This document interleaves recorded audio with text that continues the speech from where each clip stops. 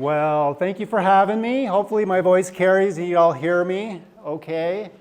I work for the Utah Geological Survey. The survey is kind of subdivided into various programs, and I kind of split my time between our geologic mapping program and our geologic hazards program. So it's about a 50-50 split. And today I'm going to be talking about an emerging technology. It's been around a couple of decades now, but is becoming, the data that it produces it's pretty much statewide now, and it is something that I use pretty much every day, and that is LIDAR.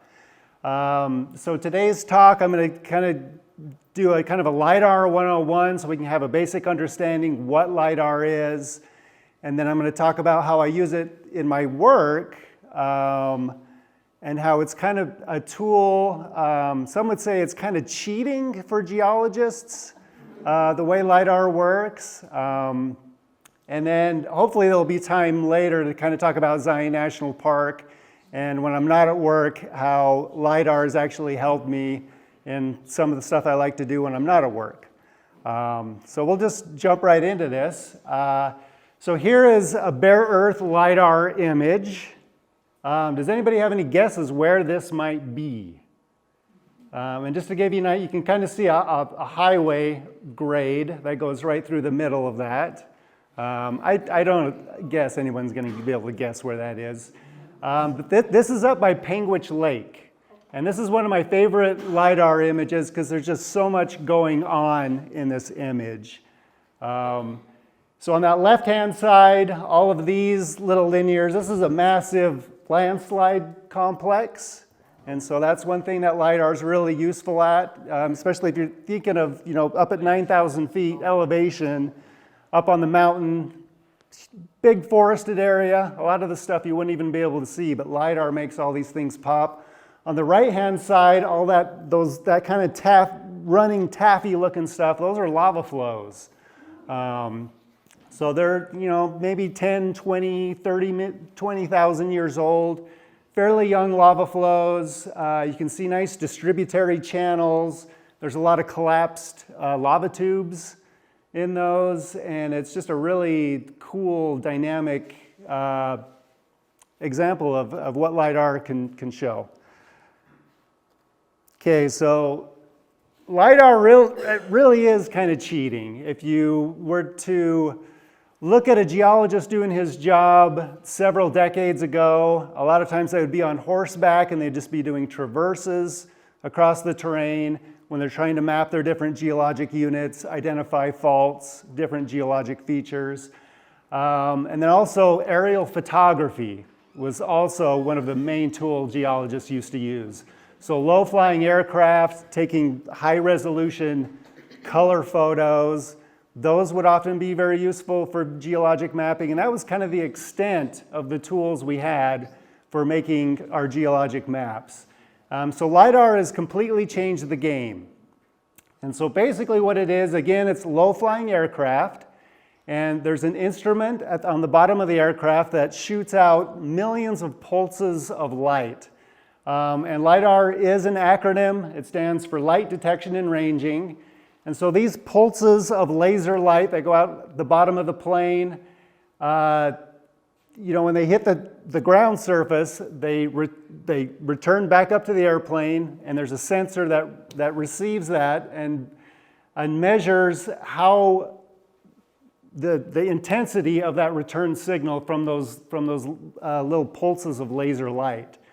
And so what LIDAR allows you to do is basically filter out vegetation, and that's the magic of LIDAR. It lets you peek underneath the canopy of forests, sagebrush, even buildings. With a click of a button, you can just erase all of that, and so it gives you a very detailed three-dimensional model of the ground surface. And that is the magic. And so there's a bare earth image on the lower left there, and you can see these alluvial fans. This is by Panguitch, and that alluvial fan is just shattered with young fault scarps. Those are fault scarps, and we'll talk more about those as we move along. So here's just an example of how well that works. On the left-hand side is the point cloud, so it has all of the returns of those laser light pulses. And then with a click of the button on the right-hand side, all of those trees that kind of make all that noise are just deleted. And on the right-hand side, you have that bare earth image where you're just seeing tree stumps and some down trees that are connected to the ground. But you can see all those fine details of the ground surface on that right-hand side. Okay, now here's another fairly local example. Does anybody have any guesses where this might be? There's really not enough there to really take a good guess. So this is just north of Bryan Head, the town of Bryan Head. So you're up in an elevation of about 9,000 feet right here, and very heavily forested. And this is where you may have heard that Bryan Head is going to annex a big piece of property, and they're basically going to double in size with more infrastructure, and the ski resort itself is basically going to double in size. More ski runs, restaurants, hotels, housing developments, all of it. And so this is Burt's Road. This is kind of the pilot road that's going to go in where all this development's going to happen. But we now have LIDAR of this area, and if you peek underneath, so this is that exact same area, looking at the LIDAR, you can see it's actually a very dynamic landscape underneath that forest canopy. So left-hand side, again, big landslide scarps, and they're fairly fresh landslide scarps. And then we've got some nice sinkholes over here, and kind of between those sinkholes and the landslide scarps, you can kind of see some nice really patterns, and those are paraglacial and even glacial features that we didn't know were there. So a lot of this stuff is missing off our geologic maps.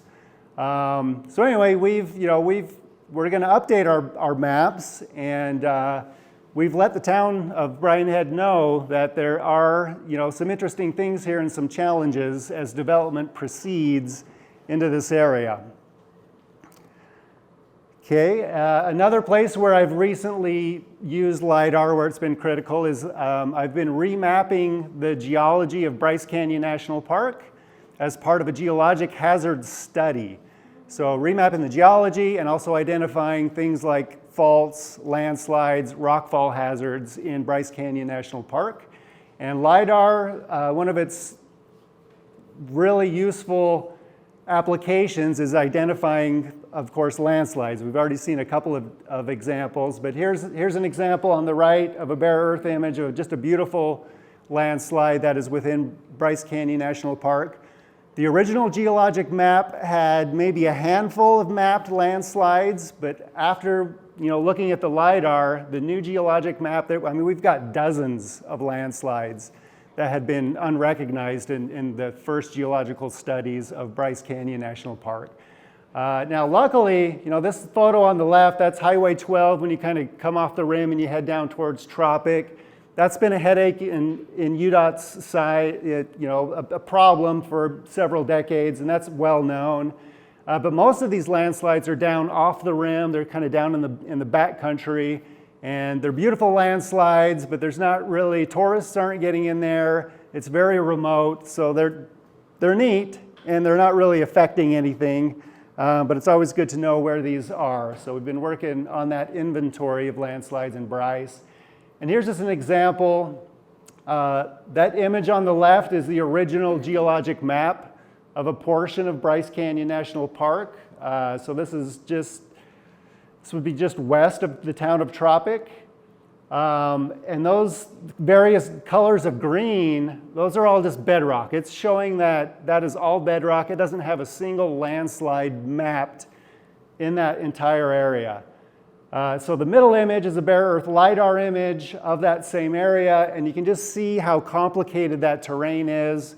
There are lots of what we call hummocky terrain, and those are all telltale signs of prehistoric landsliding.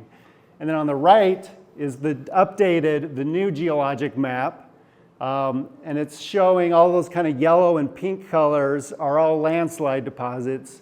So really more than half of that area in that rectangle is landslide and are rocks that are not in place. So it really is just a huge help in identifying these landslides. Okay, so in addition to landslides, for fault mapping, we're really interested in our hazards program. We're interested in faults that are geologically active and can produce large magnitude earthquakes. So one of our tasks at the state survey is we maintain what is called the Utah Quaternary Fault and Fold Database. And it's basically a map. There's kind of a thumbnail of it there on the right, where we keep track of all active faults. We map the faults and we try and characterize how active they are. And this is what goes into building codes. And when major infrastructure is built, this is the core data that goes into those calculations that engineers use to make sure that buildings, important infrastructure can withstand the expected earthquake and ground shaking. And so LIDAR has completely revolutionized the way we recognize and can see these faults and characterize them. So just very briefly, a little geology 101 in terms of faulting.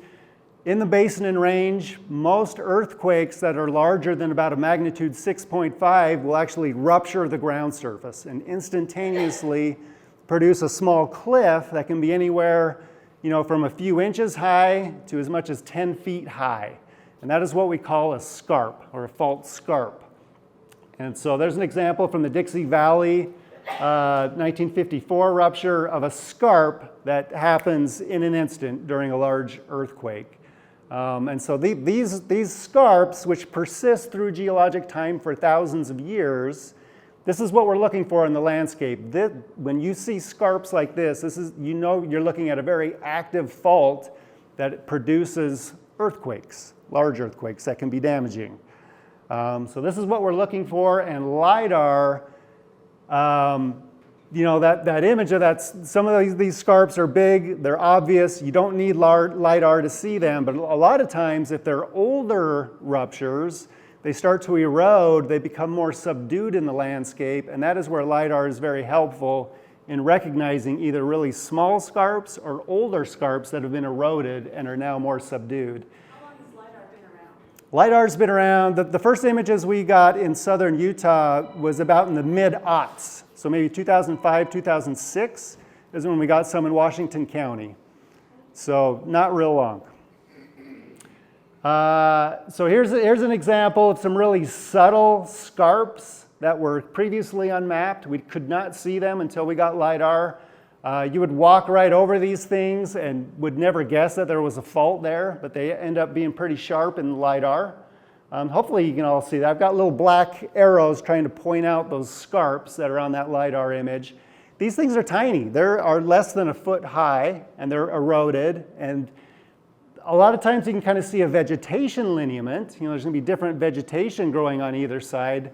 But if you were hiking across this, it really wouldn't be obvious that that was a fault. They're so tiny, they're so innocuous. We've found dozens of these up. This is Parowan Valley, kind of the northern part of Parowan Valley, west of I-15. All normal faults, yeah, pretty much. We're in an extensional regime, so pretty much all the faults we're mapping are going to be normal faults, yep. And so I'm going to try and train you guys on how to spot these. We've kind of looked at a couple of examples of what these scarps look like in the LIDAR. On the left-hand side is a beautiful scarp that you can see in that LIDAR. This is up by Nephi. So if you're traveling between Nephi and Spanish Fork, and you look off to the right-hand side below Mount Nebo, there's a beautiful rupture there, and I've got arrows pointing it to it there. So hopefully you can see at the base of the Wasatch Mountains there's this continuous, really sharp line. That is the scarp. That is what we're looking for when we're mapping these active faults. And so that's a really good example of a young, what we would call a Holocene rupture that has gone off in the last 15,000 years. And so I want to talk about a little bit more locally. So we've done a fault inventory for southwestern Utah.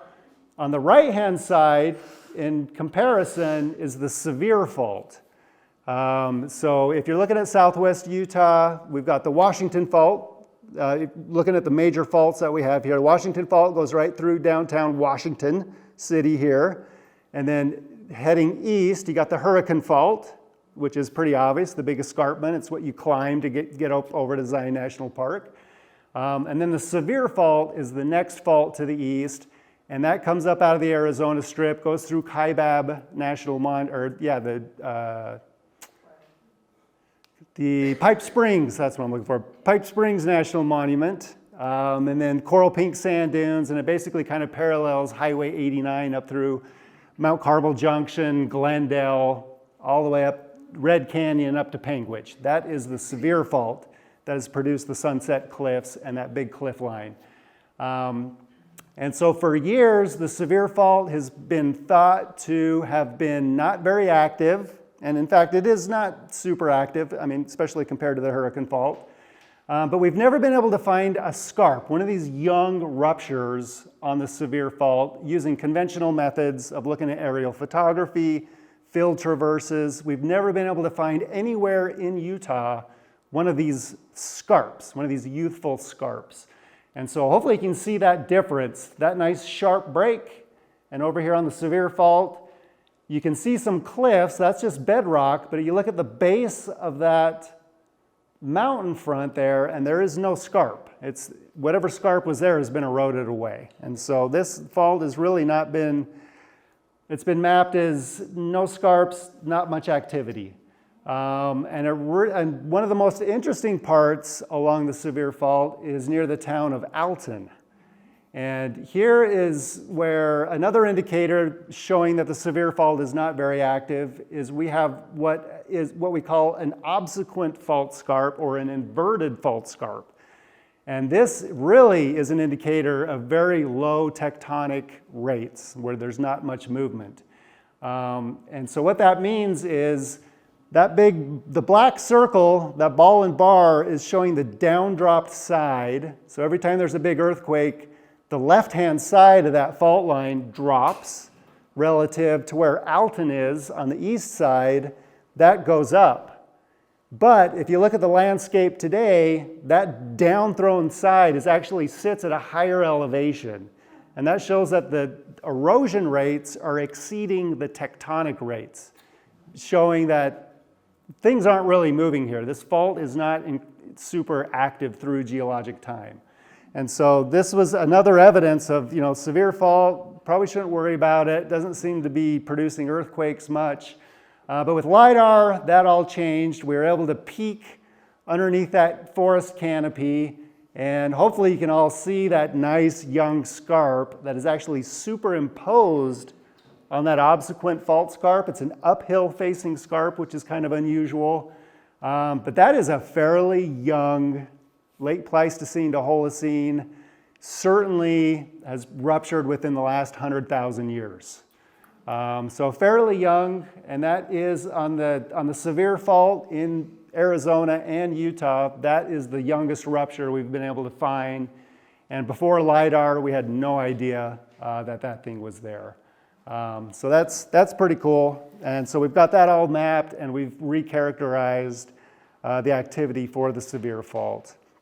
Another quick example. So if you step even farther east, the next major fault that you come across is the Paunsaugunt Fault. And so I had to take a pretty close look at the Paunsaugunt Fault as part of that Bryce Canyon Geologic Mapping and Hazard Study.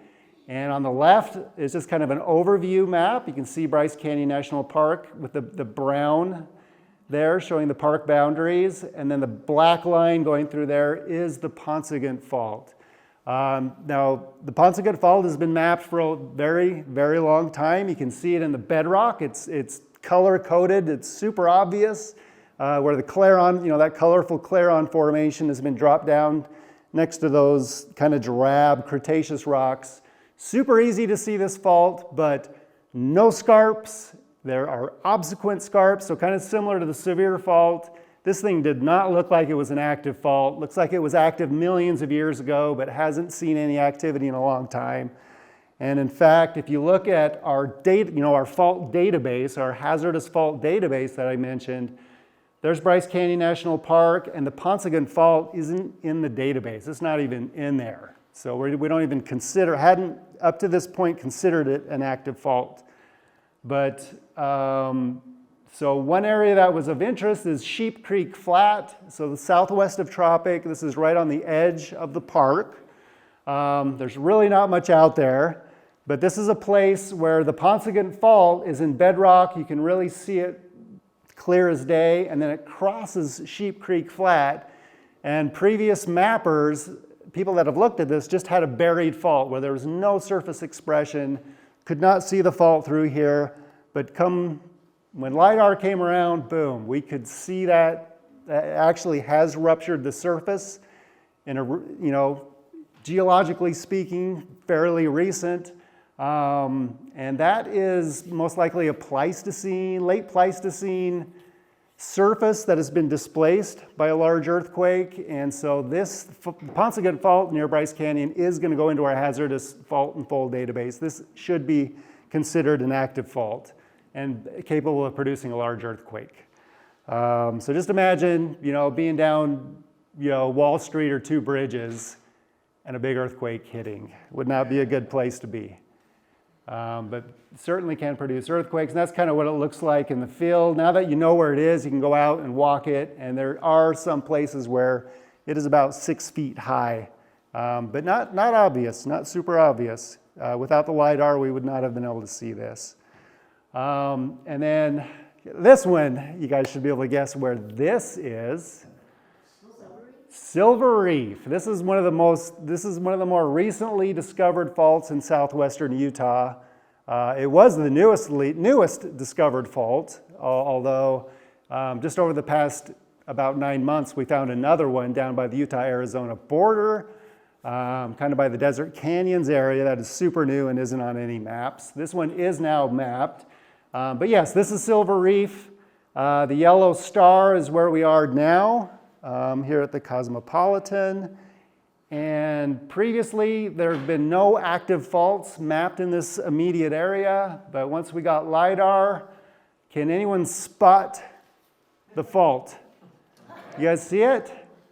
I mean, there's kind of a lot going on there, but in case you can't see it, there it is. So just within a stone's throw here, this is previously unmapped.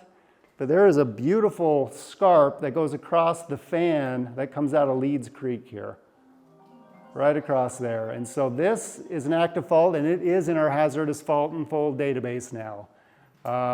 And so it likely has ruptured the ground surface. It's we don't know exactly when the rupture happened, but just based on the morphology, how much erosion has happened on that scarp, it's not that old. So this is considered to be an active fault, and it goes right through the community here. Okay, so let's move on from faults, and we will talk briefly about subsidence and earth fissures. This is something that is becoming a problem in several basins in western Utah, alluvial basins. In St. George Basin, you don't have to worry too much about about subsidence, just because there's so much bedrock here, and the groundwater sources that the Conservancy District taps into, the communities tap into here, is mostly in the Navajo sandstone, which is non-compressible. But in places like Cedar City, Cedar Valley, Parowan Valley, out in the Barrel Enterprise area, Milford, places like that, where you're in the basin and range, and you have these basins that are full of thousands of feet of unconsolidated sediment that's not bedrock, and all of these basins have aquifers, or water that is filling these basins underground, and it's water that exists in the pore space of essentially the dirt that fills up these valleys. There is water in in the pore space in that sediment that fills those valleys. And so this is just kind of a basic cartoon on the right-hand side showing, what these basin aquifers look like. And, more than a century ago, communities, farmers figured out that they have a really reliable source of water if they can dig a well and tap into these aquifers, start pumping that water out. You don't have to worry about droughts. You don't have to worry about when there's a flood and the silt comes in and silts up your canals or your fields. So there's been tremendous development of groundwater in much of Utah. And when you start pumping more water out of that aquifer than is being naturally replenished, of course, the top of that, the water table, those groundwater levels start to decline. And so what happens when groundwater starts to drop is not only are you dewatering a certain thickness of that sediment, but the pore water pressure in that whole aquifer is reduced.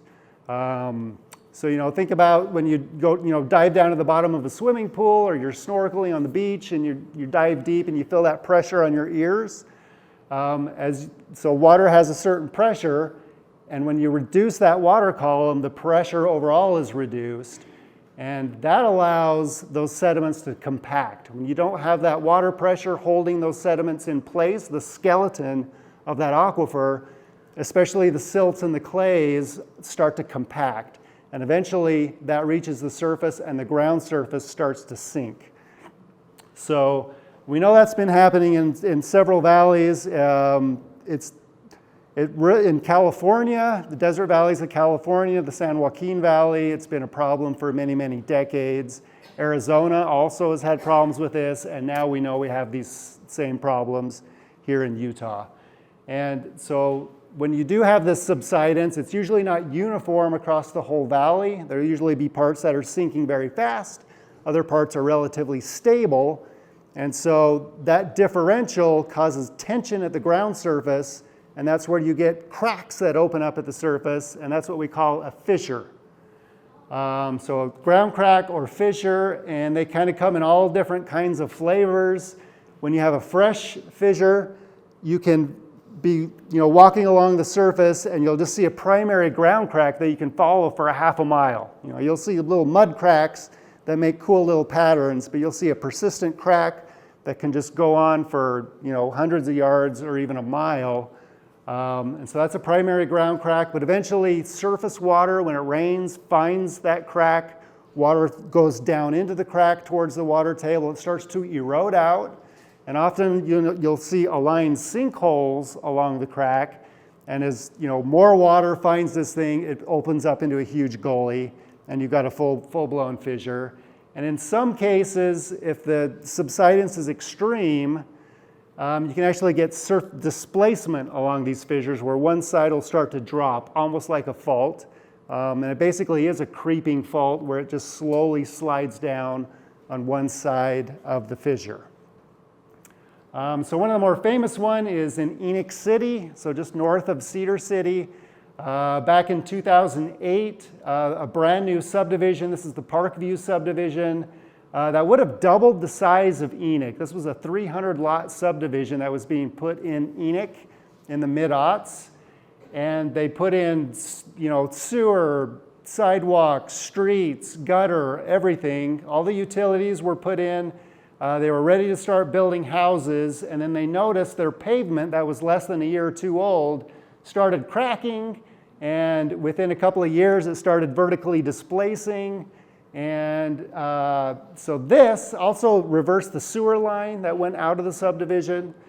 So this, coupled with the kind of the housing crisis, all just kind of killed this subdivision, and it was never built out. So that's kind of the more famous one. So that's just showing the displacement over a 2-year period. Went back in 2015, and that's what it looked like. You had to, you couldn't really drive over it. You had to kind of climb over it. And so it's displacing at about 1.5 to 2 inches per year, and that's still happening in Enoch. Can you pull over here so we can see the picture? Oh, yeah. Yeah, So It's is this moving. something that the developers could have like consulted with the geologist to? somebody blew it. Yeah, so somebody went out there and they tested the soils. You know, they went out with a little backhoe and they did test pits and there was a pre-existing, there was something there. You know, before they regraded it and wiped this thing out, there was they should have, they may not have recognized it as a fissure and related to groundwater mining, but they probably should have been like, is this a fault? What is this? Is it active? Should we build on this? Or is it a concern? So yeah, somebody blew it, for sure. And then this just kind of shows how, when we first discovered it, so on the right-hand side, that LIDAR image, I'm pointing out the big one, which is the big obvious one, and it's, of course it shows up great. It shows up great in LIDAR, but when we first discovered it, we didn't have LIDAR yet. We didn't have LIDAR in Cedar Valley until 2011, and so this was, 2008 when we started looking at this. So when we went out and started looking for additional fissures, all we had was aerial photography. And so on the left-hand side, there's with the air photos, and I'm trying to highlight where the fissures are, but you can't really see them. But once we got LIDAR, you have to kind of look closely, but they're really faint, they're small, but you can see them in the LIDAR. So without the LIDAR, we wouldn't have found these additional fissures that are much, much more subtle. That's what they looked like when we first discovered them. You could barely even detect that there was any surface displacement. And this is when we figured out if you go right after a rainstorm, that's the best time to see these because, surface water goes down and, it makes them apparent on the ground surface right after a rainstorm. Otherwise, horses, it'll get plowed over and you won't see it. So you got to go right after a rainstorm when they're really small and subtle like this. But even this, so this was 2012. Note how subtle that feature is. And then look at that piece of farm equipment in the back there as kind of a landmark. So this is what this area looked like in 2021. Enoch got a huge thunderstorm. There was widespread flooding in Enoch, and that opened up and revealed, just how major these fissures are. So there's that exact same area, what it looked like in 2021. You can see the farm equipment on the other side of that fence. So those floodwaters just opened that thing up, and there's about a foot of displacement on that thing now. So it's really cooking. It's nice to have drones now, too. It's nice to have drones, yeah. And another thing in 2021 during those floods, looking at LIDAR, it was suggestive that some of these fissures that we were mapping were going into the, not only a subdivision that was going to be built, but an already built subdivision. So this is the Legacy Estates on the left-hand side. We had mapped it going into the Legacy Estates, and we had a question mark. We want multiple lines of evidence. LIDAR, they're really subtle. It looked like it was going into the subdivision. We didn't know for sure, but 2021 and those floods answered that questions and it opened it up. Luckily, it was this vacant lot. That home in the background there, though, has been having some severe structural problems, and that this actively displacing fissure is starting to disrupt the foundation of that home there in the background. So it is getting into the built environment. And so there's just a variety of other fissures that we've found in Cedar Valley. Once we got LIDAR, we were able to double the amount of fissures that we have mapped in Cedar Valley. So sometimes they're big open chasms like that, and other places on the right-hand side, just aligned sinkholes, a little more subtle. Parowan Valley, really quick, we've mapped several miles of fissures up in Parowan Valley, and what I think is the most interesting is the playa. The little Great Salt Lake playa is being actively displaced by what I think is a fissure. I think there's a prehistoric faulting here, but I think it is starting to creep because of groundwater depletion, and that thing is starting to move. And so there's the LIDAR image of that playa, the red arrows pointing out that fissure, and that's what it looks like in the field. Most playas don't look like that normally. They're just flat. Think of Bonneville salt flats where the speed records are. Those things are usually just perfectly flat. This probably was perfectly flat at one time, but it is being displaced because of subsidence and this fissuring. And then also, so this is ongoing research. We're compiling all of these fissure locations. We're pretty sure we have at least one that intersects I-15. This is there by Paraguna, where, again, a nice rainstorm opened up this big gully that heads. It hasn't disturbed the embankment of the freeway yet, but then just real quick, we got them out in the Barrel Enterprise area as well. This is really where they were first discovered in Utah, and this goes back to the early aughts.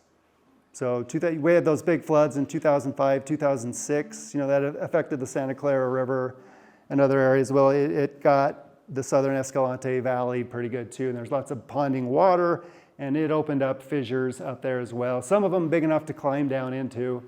And then there's another one that crosses Highway 56, kind of between Modena and Barrel Junction.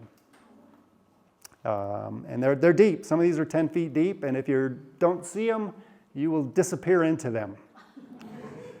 And then another really interesting thing, we still haven't quite figured this one out. Here's a LIDAR image of some super subtle features. This is in if you go due west from like where the iron mines are in Cedar City on Antelope Road, it's kind of the back dirt way to go out into the Escalante Desert from Cedar City. There's really not much out there, and the LIDAR shows these scarps out there that have really unusual patterns. I can't figure out what they are. You'll see a fence line that goes from left to right, straight across. That's just a fence line, and it's catching, sand, migrating sand. So you just got to ignore that. But I'm kind of pointing out these enigmatic scarps. I'm not sure what they are. In the field, they look kind of like fissures. So again, if you go out after a rainstorm, you can see persistent cracks. You can see aligned sinkholes along these escarpments. So they're kind of looking fissury. There are places where you could see where water, during a heavy precipitation event, you'd have these little rivulets form, and water would flow across the desert floor, and then it would hit right where the fissure is, what we think might be a fissure, and the water's just disappearing down into these little sinkholes. So again, there's something there. And we've gone back and looked at historical aerial photography. The area hasn't been farmed. It hasn't, as far as we can tell, it hasn't had heavy equipment for like range management. They look like natural features, and not sure what they are. Okay, how much time do I got? Okay, I got about 15 minutes. Really quickly, I want to talk about how LIDAR has kind of helped me fall back in love with Zion National Park.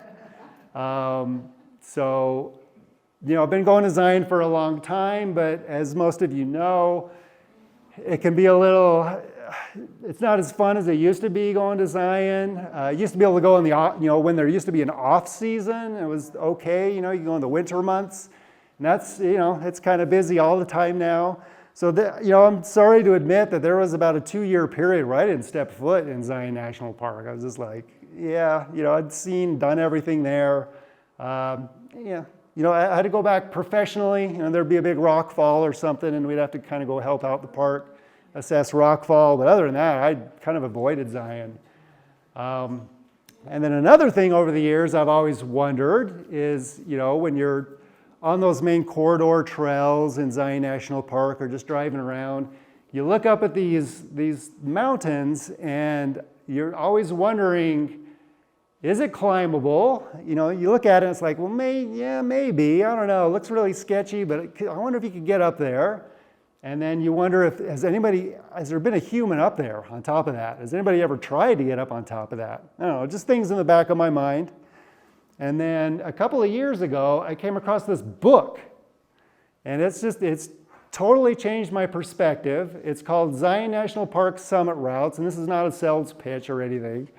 But came across this book, had no idea it existed. And it's by Courtney Purcell, and so I was interested. I'm like, So I started looking at that, and And basically I'm going to argue with his book, which doesn't have any maps. Basically, he opened my eyes showing that yes, many of these peaks that look unclimbable actually are, and you don't have to be a pro rock climber. You don't need ropes, you don't need a harness. A lot of times there's just this improbable way to get up on top of these things. It seems impossible, but there usually is a way to get up there. And so, he opened my eyes that it is possible, but again, no maps, no GPS tracks. There'd be like a paragraph description like, oh, it's best to approach it from the left, but really you're on your own. So I knew it was possible, and so this is where LIDAR comes in handy. So we have access to LIDAR. I knew this was climbable, so looking at LIDAR, this helps reveal the route where the slope is not so extreme, and it kind of points these routes out. So we'll see if this works. So the first example I'm going to show you, this is North Guardian Angel, one of the first ones I tried climbing. So if you've done the subway, you kind of look up at North Guardian Angel. You go by the North Gate Peaks. There's a trail there. Maybe you've done the hike there at the North Gate Peaks. But I've always looked at North Guardian Angel and be like, there's no way, unless you're, again, a pro rock climber. There's no way you're getting up on that, but the books show that it could be done. You got to kind of have some nerve, but it could be done. So studied the LIDAR, and sure enough, this is what we call a slope shade. A lot of the images I showed you before this are what we call a hill shade, where it models shadows, which is really important when you're looking at flat terrain and you're looking for those really subtle scarps. You want to do a hill shade. It makes those scarps jump out to your eye. But when you're looking at extreme terrain like Zion National Park, where there's so much verticality, it's best to use a slope shade. So those darker areas aren't shadows, that's showing a steeper slope. So the steeper the slope, the darker the color. So black is when you're approaching vertical, light colors are more flat. And so just looking at that, along with contouring, so you can contour the LIDAR data. I think I got an example of that. And this is kind of zoomed out, but you can zoom in and actually get a lot more detail. So using these tools actually makes it really, I don't know if easy, but it kind of shows the way, plausible ways to get up on top of some of these things. So when you're hiking, do you have that on your phone? No, so I do everything desktop at home, and then, using all of this, then I make my own GPS track. So yeah, I do use my phone for navigation, but I do all my research before. I'm not out there bringing up LIDAR out there looking at it. So I do all my research before, get a track, and then I just follow that track with some notes in there. So there's kind of what it looks like in this three-dimensional model of the North Guardian Angel. And then that's up the first leg, and so that's looking at what you'd call the crux, so that east face. And you'll see these little creases. That's the key. You got to get in those creases. And it's kind of a convoluted route, but you can get up there. That's past the crux, kind of looking down. And so you got about 1,000 feet of air beneath you, and you're clinging to this, but no ropes. And it's doable. You just got to kind of have nerves of steel. And there's the view from the top, and that's looking down. There's South Guardian Angel, and that one's a little easier. And actually on the same day, I was able to climb that one too. And after North Guardian Angel, that other one was pretty easy. So here's another one. This has been on my bucket list for a very long time. So this is northern part of the park up in the Kolob Canyon section. So just to orient you a little bit, here's the Timber Creek overlook. And there's the scenic drive that comes up out of New Harmony. And there's the Kolob Fingers that you can see from the overlook and the scenic drive. And then if you've hiked, Kolob Arch is right here. So that's about a 7-mile hike into Kolob Arch. There's Laverkin Creek that's got a nice trail. There's Hop Valley. Towering above everything is a place called Death Point. And back in the 1930s, 1940s, this was said to be the best viewpoint in all of Zion National Park. The problem is, back then, that high plateau up on the Kolob Terrace, that is all, the park is bordered by private property. And initially, they were okay with, the Park Service had a trail that went out to Death Point from the park boundary, but to get there, you had to go across private property. The property owners initially didn't care, but over the years, new property owners, over the last 30, 40 years, they've shut down that access completely, and the Park Service abandoned the trail, and the only way to get in there would be to get permission from the property owners, which is kind of this mythical thing. I don't know if I never really tried it. Okay, yeah, you got to know that. That person cuts my hair. Okay, yeah, if you know the right people, I guess you could do it. But I was wondering, with LIDAR and some of these, skills I had for my job, is there another way in there to avoid, and I've never heard of anyone doing this before, there's just a wall. There's an absolute wall of Navajo sandstone. Let's see if I can get that to run.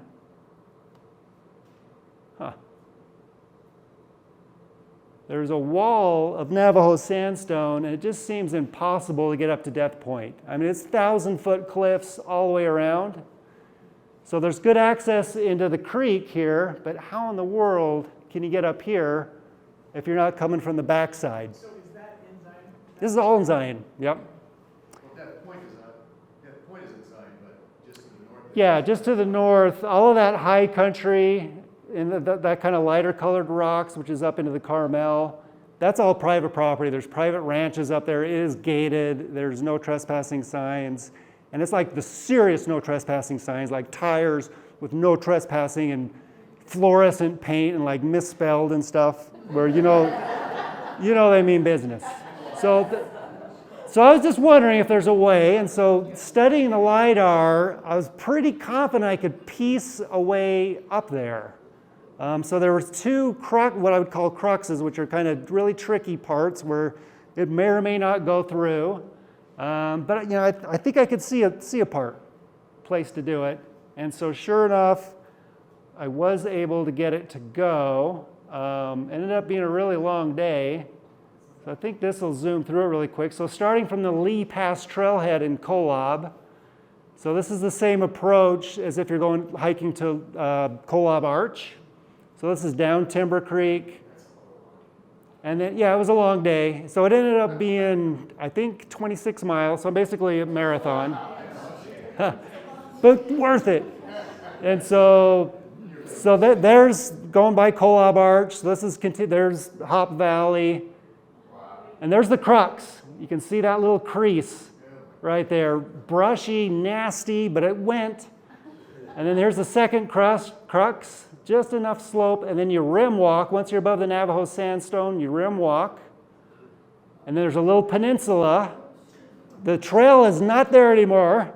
It is just walking through the worst manzanita ever. I mean, I was bleeding head to toe. It was a 12-hour day. It was a long day, but I made it, but it was totally worth it. So there's what the crux looks like. And then there's, getting above the Navajo sandstone. So there's the rim walk I was about to make. And then you start seeing the views. This is from that peninsula looking towards Nagoot Mesa, one of the fingers. And then the view from the top is just, I can't argue with, it is the best view in the Zion. I would have to agree. So just amazing views. Worth it, in my opinion. So it is possible. It is possible to not trespass and get up there, but it is a very long day. Did you sleep there at night if it was a long day? You didn't It was. do that at night. I did it. I think I finished with a headlamp. There might have been a half an hour where I had a headlamp coming out in the dark. So it's 13 miles out, 13 miles back? Yeah, something like that. And then this is another long one. Did you know that there is one permanent lake in all of Zion National Park? So hopefully you can see it in that canyon. Yeah, this is Chasm Lake. Chasm Lake. Chasm Lake? Chasm Lake, yeah. So throughout geologic time, there's been about a dozen of what we call rockfall dam lakes in Zion National Park. So these are narrow, typically slot canyons or narrow canyons where a large rockfall happens, creates an ephemeral or temporary dam, and a lake forms up behind it. And that looks like that's what this is, but this one's persisted. So we can see where it's happened historically, and they're old and they've been breached, and we can see, lake deposits, but there's not a lake there anymore. This is the one that is permanent. It's been there, ever since it was discovered. It's been there for decades, and it doesn't look like it's going anywhere. And it's one of the hardest places to reach. So some canyoneers, if you have, again, to approach it, if you have permission, you have to go through private property, but you can rappel down to this thing. So there's been a few people that have rappelled down into it, a handful of people, but nobody's ever hiked to it. Just again, from Lee's Pass, I wanted to know, could I get to this thing? And it took a couple of tries, but I did eventually make it. So looking at LIDAR, first time I tried it, I didn't have LIDAR, and I tried going right up the slot canyon, and I could not get through it. Impassable. There's too much junk, it's choked, stuff I couldn't get over, would not work. But LIDAR revealed it looked like this probably there's just enough of a path there where the slope wasn't extreme, and it looked like I could do it without rock climbing. And sure enough, it did end up going. I think I sped this one up a little bit more. So again, from Lee's Pass, all the way down to Laverkin Creek. Can you step to the side real quick? Up Laverkin Creek, past Hop Valley, and there past Kolob Arch, and then that's where I peeled off to go to Death Point. This keeps going up. I did a little side trip to Bear Trap Falls, which is you have to do if you're in the area. And then this is up Willis Creek, which is a tributary in the upper part. And eventually you get up there, and then that plan that I made, it actually went, and I was able to get in there. So again, it is possible. So what do? You have a pilot fly over to do your LIDAR? No, we have LIDAR for the entire state now. The very last slide in like 2 seconds. There is a resource where anybody can use this LIDAR. In fact, I usually use freely available. We'll get there. So so just on the way, I did stop Bear Trap Falls, which is just beautiful. If you're ever in that area, really neat. So there's the approach. I'm past the crux, and it's just, it's a little sketchy, but you can get down in there, and there's what it looks like. Just absolutely gorgeous. Did you go for a swim? Yes. So there's what it looks like, kind of an overview, just beautiful. Very few people have seen it, and yes, I took a swim. Incredible experience. And then the last one, did you know there was an F-111 aardvark crashed back in 1973 right above the Zion Lodge? I had heard rumors of this, and I really wanted to find it. I knew generally where it is, shown with that crash site. So there's kind of this flat area. I had, rock climbers can get up here, and they had reported that finding some of the junk up here. I wanted to know if I could hike up to it without rock climbing, and I did find a way. Very convoluted, but there's the track I came up with to the F-111. You actually have to you have to go through the tunnels, so you're going towards the east entrance, and you have to start clear over there and then make your way over to above the lodge. And so here's what that looked like. So this is starting, basically the canyon overlook trailhead. You go up a side canyon, up over a pass. That's East Temple, that's the Twin Brothers, that's Mountain of the Sun. And this is informally called, there's the crux, really steep right there, lots of exposure, but was able to get down there. And then that all went well, so I ended up climbing the South Buttress. If you've ever been on Deer Trap Mountain, there's a trail that goes out there, but I did the South Buttress, which is just straight up the south up on deer trap. Anyway, it was a super long day, to say the least. So there's what it looks out like, the terrain above. This is above the crux, the terrain above the crash site, and I made it. And there's little bits and pieces. Really, it was a very high-speed impact. This was about as big as of the debris that there is. I mean, it just, either it burned or it just sheared everything apart. Oh, no, I should have mentioned that. They ejected. They knew they were going down, so they ejected, yeah. So no one died in this. Here's some more junk. Yeah, so 3,000 PSI. I doubt it still has that pressure, but I wasn't gonna test it, so I didn't touch it. Anyway, and then the views. That's from the crash site, looking down over Lady Mountain right across. Lady Mountain, that's another one that I've climbed with the help of LIDAR. Still chains up there? Nope, that's all gone.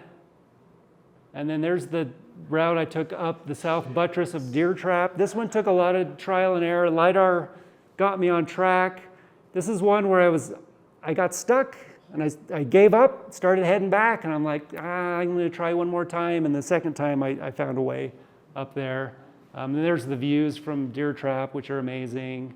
And then coming down many pools, ended up doing a big loop. So anyway, here's the resources, and I'll end.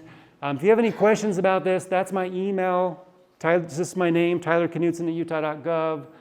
All of this fissure mapping, fault mapping, geologic data can all be found on our website, which is just geology.utah.gov. We have a new geologic hazards portal that has all of this fault data. In terms of mapped fissures, we have Cedar Valley fissures in the geologic hazards portal. The statewide inventory we're doing for fissures is ongoing, and so that'll probably be another year before that shows up. And then finally, if you want to use LIDAR yourself, so as a state employee, we use extremely expensive Esri software that is, I mean, to get a license is thousands and thousands of dollars, but it's very easily accessible. Just search on your web browser USGS 3DEP, the number 3, and then DEP 3DEP viewer. And it will bring up a viewer where it's just like Google Earth. You can zoom in, the LIDAR's there. There's a bunch of different ways you can display the LIDAR. They've made it very easy for anybody to access LIDAR data, plan your adventures, second guess geologists and find faults that we missed. So a really, really good resource, and I highly recommend checking that out. And I'll stop there. Thank you.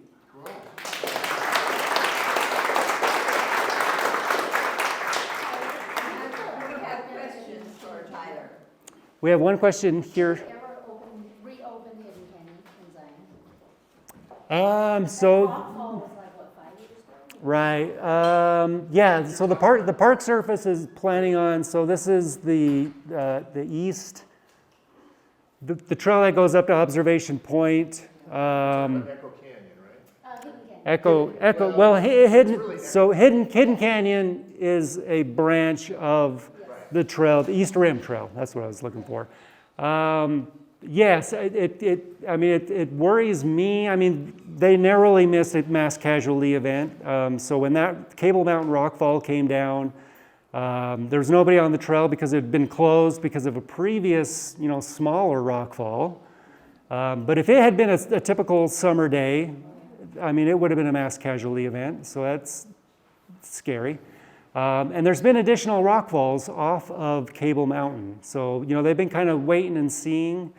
We've been involved, so I've been showing LIDAR on low-flying aircraft. We actually have a larger drone that has a LIDAR module and drone pilots. And so we've been working with the Park Service, and we've been doing, actually, I don't think we're using LIDAR. I think LIDAR was problematic. We're using a different technology called structure from motion.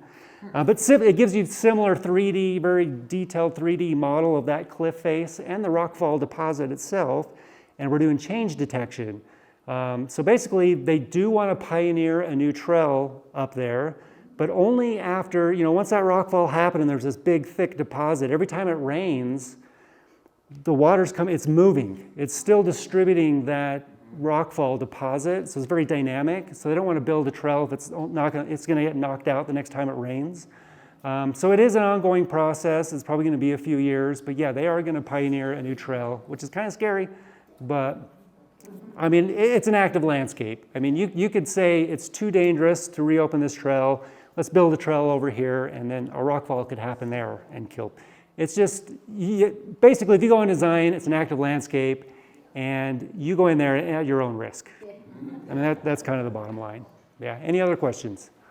So that road going from Mount Carmel to Zion's, Yep. there's that one area that the road. Meadow Creek landslide. Yeah, is Yeah. that a landslide? or That is a a big landslide complex. Yeah, so again, anytime a highway crosses these Cretaceous age rocks, which have a lot of clay, it's usually moving.